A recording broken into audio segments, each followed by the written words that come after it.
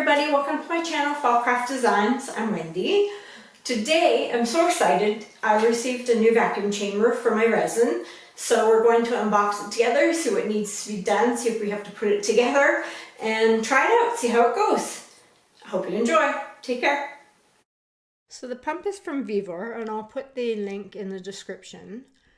I'm just unpacking it here. There was the lid, there's the pressure gauge, which unfortunately I dropped, but I didn't hurt. Hose, a gasket, the pot, and the vacuum pump.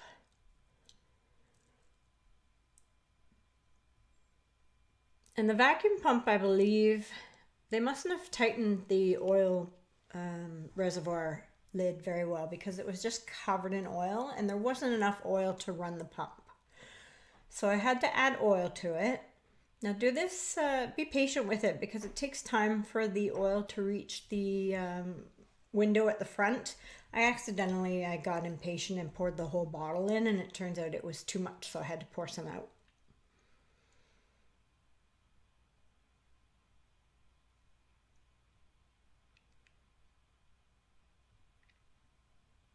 The pump, the vacuum chamber didn't really come with very many instructions. It didn't come with anything as far as putting it together, but it was pretty straightforward. It was pretty self-explanatory. It was pretty clear that this gasket needed to go on the pot. And then the pressure gauge needed to go on the lid. All I did was unscrew the nut and put the silicone washer and the metal washer and then the nut back on. And then for the hose, I needed a screwdriver, a Phillips head screwdriver to put it together. And I had to tighten the pressure gauge onto the lid using wrenches. Just be careful not to tighten it too much. It is a glass lid. I'm sure it's tempered glass and it's very thick, meant to handle pressure. But I was just concerned that if I tightened it too much, it might break. And here I go, I turned it on. And once it hit a certain pressure, I turned the pump off and let it sit for 5 minutes just to make sure it held the pressure. And once I was done, I just slowly released the gauge to let the pressure out. Now it was supposed to come with a silicone mat and it didn't. I'm too impatient to wait for it to come. I want to try it now. So I just found an old silicone mat that I had in the kitchen and cut it up. Put it in the bottom of the pot just to protect it.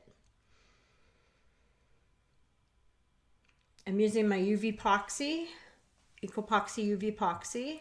It's a medium viscosity resin, so we're going to try some 3D blooms. And here we go. I ran the pump until it hit almost maximum pressure. And then I turned the pump off and let it sit for 5 minutes for the bubbles to work their way out. And you can see the bubbles are rising to the top.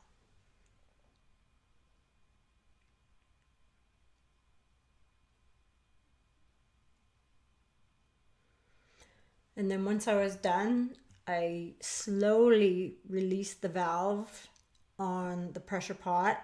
I didn't want to open it all the way up because it could cause a problem. So I just did it slowly, let some of the pressure go.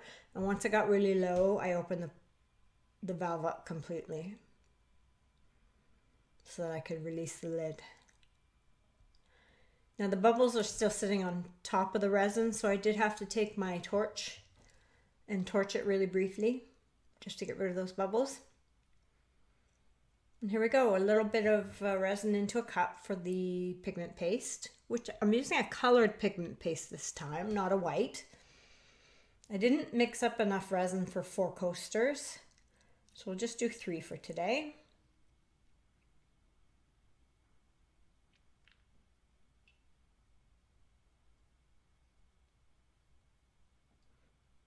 It's the Colorberry lavender. That's the pigment paste. I just did a half a pump. Mixed it in really well so that I don't have any streaks. And the alcohol inks that I'm using are Let's Resin Peach Red in the middle and Dark Magenta around the outside. It's a great color combination, that's for sure.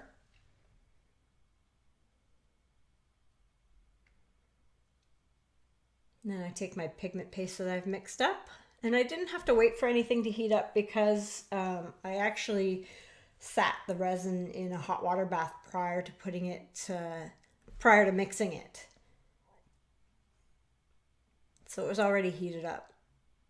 And this is me being messy, but it works.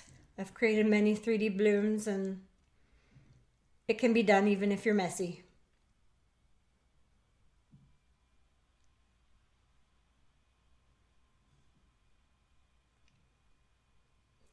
Now I'll take my silicone tool from the outside, go in, make sure you don't touch your mold so you don't scratch it.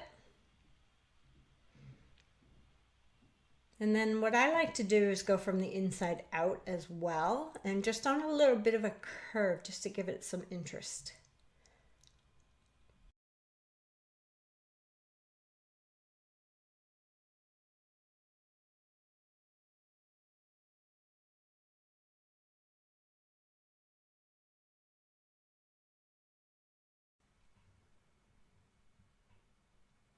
Little close up so you can see them bloom. And here's the next day. Let's take them out of the mold and see how we did. The colored paste actually did a unique look. I really liked the look.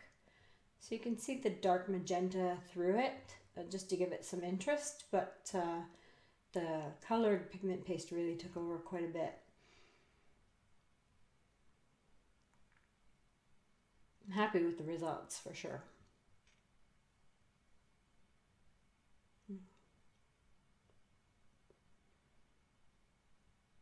And of course, the whole point of this was the bubbles. You can see there were no bubbles left in the coasters, which I've had problems with prior. I've tried so many different things to try and get rid of the bubbles out of the coasters, and it seems like the vacuum chamber was the only thing that worked for me for this particular resin. Very happy with the look though. I will definitely be doing a 3D bloom with the colored pigment paste again. And here's the third one. Back looks really cool too. Unfortunately, a couple little bits of glitter got in there from a previous project. So if anybody's interested in these coasters, let me know. If you want to pay shipping only, I'd be willing to let you have them.